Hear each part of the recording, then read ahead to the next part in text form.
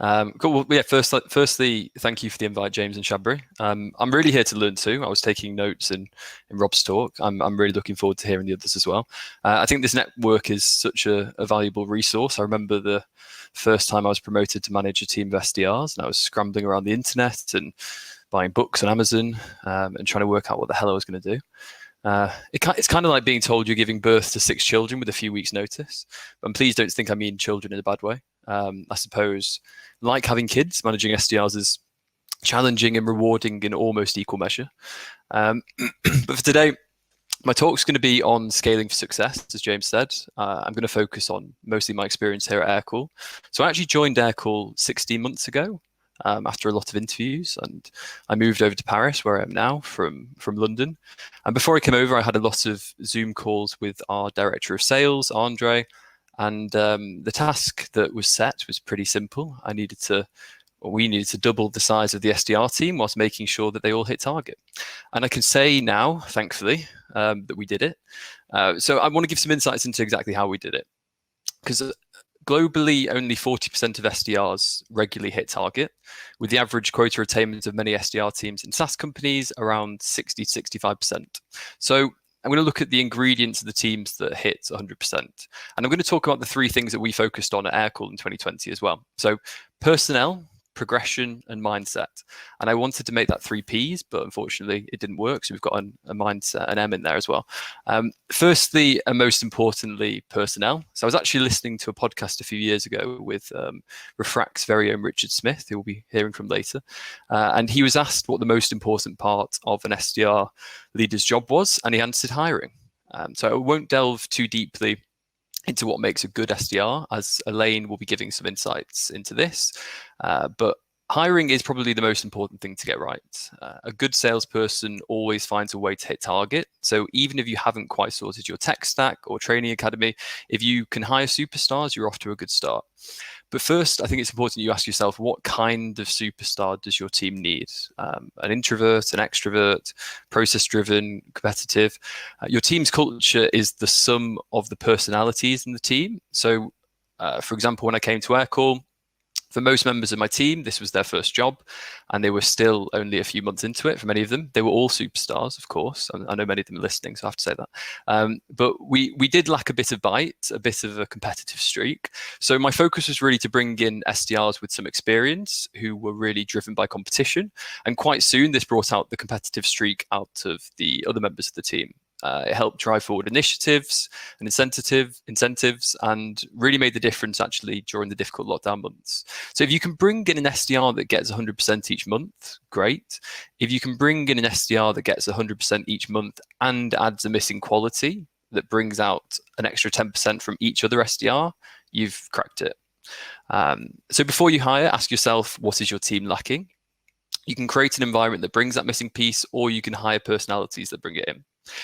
So now you've brought in a load of superstars, your culture's great, they're learning from each other, you're giving them the best tools like Aircall so they can work efficiently. So now what? Well, SDR teams are quite unique in the sense that nobody wants to be in them for more than 18 months. So don't take it personally, but every single one of your SDRs wants to leave your team at some point. It's just the way of the SDR. The number one question you get asked in interviews is about progression. They're basically asking when they can lead the team before they bloody joined it. And that's fine, really, because SDRs are the next generation of the company. And you need to plan for that. You need a career path that allows for progression and growth within the team, as well as a clear path out of it, whether it be to AE, success, partnership, or product. So at Aircall, we created a 4-tier system within the SDR team, from associate to SDR to senior and then expert. There's also a greater earning potential at each step. Also, these tiers give you the flexibility to bring in more senior SDRs. And these milestones, they represent an important sense of momentum and development, and which without this, you'll basically have SDRs getting to 8 months and thinking, okay, I'm a senior, what's next? And you can't hit target with a team of SDRs that are treading water and asking what's next. And what is next? Well, as I say, since I joined Aircall, we've had SDRs move to AE, partnership, success, team lead.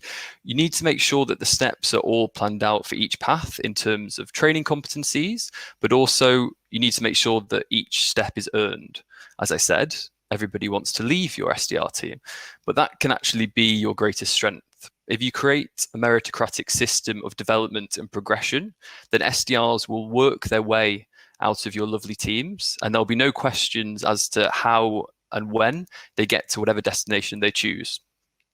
And finally, the part about managing people, because it is pretty important. I mean, at Aircall, we have a team of young people moving over to Paris, away from their families, living in pretty small apartments. Then you have lockdown on top of that in 2020.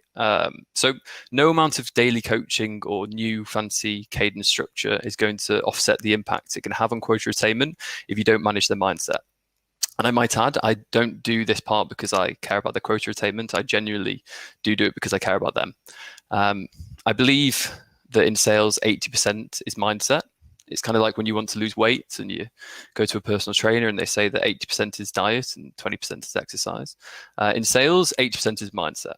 So from a management perspective, each and every day, especially in lockdown, be compassionate, be on hand to manage mindset. I have one-to-ones and check-ins with SDRs in my team. And yes, we talk about pipeline, we talk about performance, but honestly, the most important thing to me is that they leave that meeting happy. There's a really good book I can recommend called The Happiness Advantage. And in it, the author, Sean Aker, he says that the old adage of work hard, be successful, then you'll be happy is completely broken. And I completely subscribe to that. I think what he says is basically you need to be happy, and then you'll work hard, and then you'll be successful. So every day, start at happy, and you'll be surprised how quickly the success follows.